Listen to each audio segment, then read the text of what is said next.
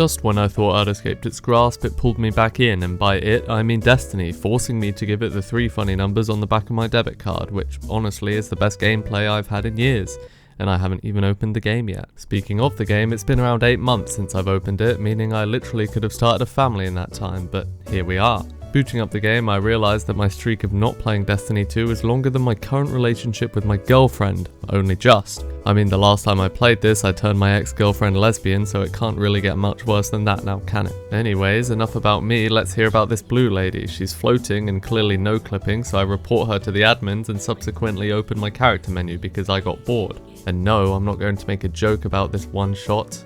I'm above that. I open my FPS counter to discover the scariest thing yet. All of these cutscenes are 30 FPS. It's 2025 by the way, but I suppose the billion-dollar company has to save some money somehow.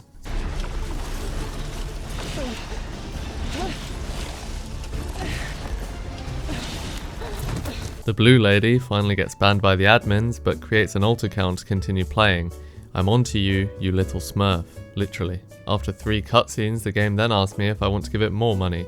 I mean, my guy, I haven't even played the game yet, can you give me a minute? And yes, I said all of this while reaching for my debit card. I chose to become legend because mama didn't raise no bitch and I arrive on Kepler.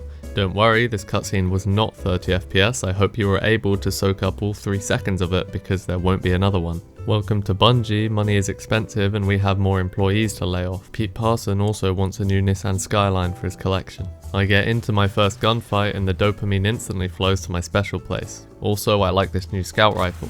These enemies have cool jetpacks, but unfortunately for them I'm trained in the art of clay pigeon shooting, as all Guardians should be by this point. Ikora tells us that this is an hour invitation, but I have no idea what gave her that idea. I normally get shot and beaten up every time I walk into an invitational event IRL. Either way, I'm forced to genocide a new race of fallen because us Guardians love to shoot stuff that we don't understand. One time I got laughed at for not knowing the difference between a simile and a metaphor. That's got nothing to do with this, but I do feel better now that it's off my chest. Sorry to trauma dump like that, it won't happen again. I am still making a Destiny video by the way, and oh look, I'm a ball of electric now. As if the Fortnite collab wasn't silly enough, now I can transform into a fucking electron. I scoop my way down the fallopian tubes and fertilize the egg, or in this case a rally banner. It's time for the first boss, the Exile Overseer. Sadly, this was not a boss, it seemed like an unpaid intern or maybe a part-timer, telling by how quickly I liquidated his innards. Lucky for him, he gets an immune phase, and my brain has less grey matter than a chain smoker chain-smoking 30 chain smokes a second, so needless to say, I felt pretty chained. Eventually, I figured out where this sperm cell was meant to go, so I did the thing. This made it so that the boss's shield goes bye-bye, so I could shove my machine gun where the Traveler doesn't shine. Is that too soon? Rest in peace the Trav. Shout out to his family. Later on, I have a near-death experience and did a cool knife trick before pressing every button on my keyboard. I think I opened command prompt and leaked my IP on Twitter, but I did survive after all, so I think it's worth it. I turned into a ball not once, not twice, but thrice, and I think it's safe to say I hate this mechanic more than the college hated me. And no, you're not getting your webcam back, it's mine now. The segment ends with a premature loot explosion from this one chest. Normally the chests open at the same time, but this one was different. Someone needs to ensure him that premature ejaculation is perfectly normal and affects nearly 1 in 3 men. Or so I've been told. For real though, we need to speed this up, let's get with the program already. We kill a vessel of Archon, not sure what his deal was, and don't get too excited, it's another 30 FPS cutscene. Something's wrong with time, it's my job to investigate. The professor from Money Heist tells us that something's wrong with time, and both of us need to work to fix it. Who knows why though? He just kinda woke up here and would like to revisit Earth, a decision I'm sure he'd regret instantly after having one conversation with XQC. Mission over, welcome to Kepler. I'm then bombarded with about 50 pop-ups and I really like this portal. I'm so glad they got rid of the destinations map. Said no one ever. Seriously, fuck this portal and its big portal hole, sorry for the frustration, I just hate change. I think it's a childhood thing. We find the blue lady who finally got hit by the anti-cheat and she looks pretty weak. I had a perfectly normal conversation with her and she's with us now, in more ways than one, teehee. But for real, blue alien entities are not my type. Maybe get on Hinge or something, I heard it's great. I end up in this prison area only to find out I'd have to do something quite frightening, use my frontal lobe. By gathering arc energy, I could stand by these pylons and charge them. Once fully charged, I could go to this thing and grab the thing and shoot the thing at a thing, and it causes a thing to be accessed by standing on the thing. This would be a recurring thing in each mission that I hated dearly. Skipping forward, we start the next mission. I would say the name of it, but I've never seen this word in my life, and I'd prefer to save myself from the embarrassment, thank you very much. In this mission, I'm tasked with blowing up a power plant. I would ask why, but I'm fully indoctrinated at this point and believe in my Vanguard overlords. We are still the good guys, don't worry.